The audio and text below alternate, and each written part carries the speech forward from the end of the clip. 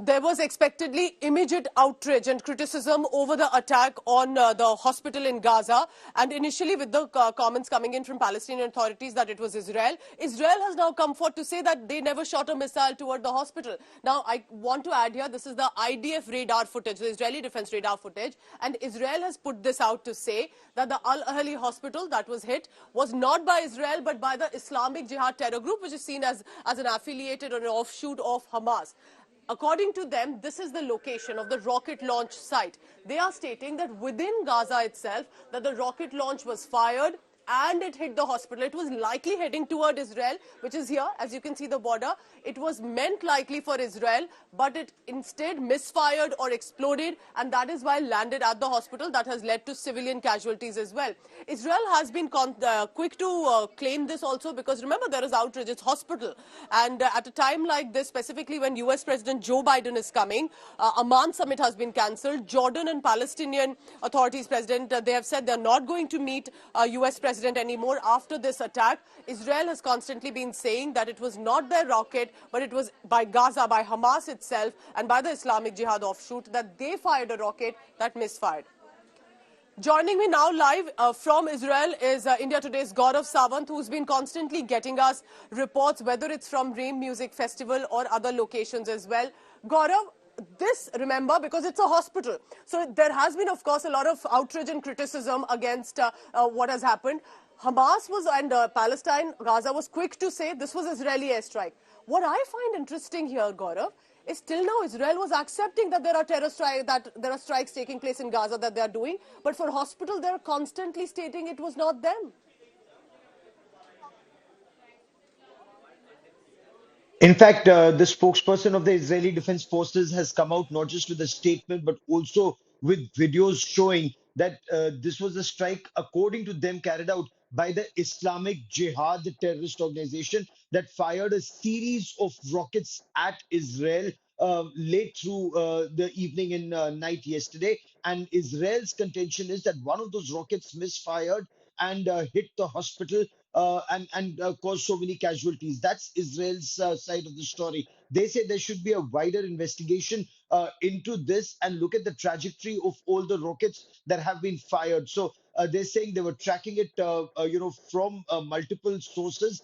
Their information is, and they've also Israeli, whether it's the IDF or it's also some of the open source intelligence systems that have actually given out trajectories of multiple rocket fires, indicating that this wasn't a projectile or this wasn't a missile strike from the Israeli side. At the same time, IDF do insist that their missile attacks and their artillery attacks on the Gaza Strip to take out the leadership of Hamas, their financial structures, their weapons manufacturing units, all of them based on specific intelligence continue. But this strike at the hospital was not theirs. In fact, the spokesperson went on to say that it's Hamas that's holding civilians of Palestine and Gaza Strip hostage by not letting them move south. I mean, he says there's 72 hours given to them. It's a 7-mile area. They just needed to move south out of harm's way, but Hamas is not letting them move south.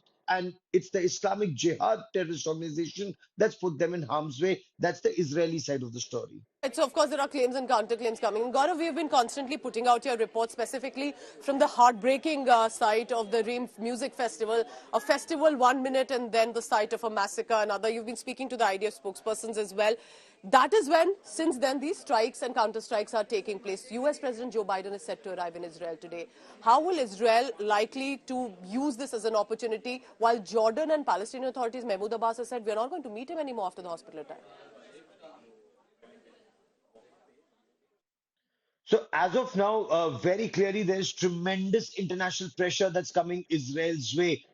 This very important meeting that was to be held in Amman, where you had Egypt, the Palestinian Authority, the US president, and the King of Jordan on the same platform. That meeting has been called off. Saudi Arabia has come out in a big way, attacking Israel for this missile strike. So Israel very clearly is on the back foot. But till very late at night, when we were interacting with Israeli officials, they were very clear. They are resolute that they will go after Hamas. Now, when US President Joe Biden comes in, will Israel's actions see perhaps some kind of a pause, if not a stop, will anyway, there is a lot of pressure on Israel to open two humanitarian corridors, and that Israel is understood to have agreed to two corridors where international aid, no aid from Israel, no electricity supply from Israel, but international aid, including oil and food and medicines that are so desperately required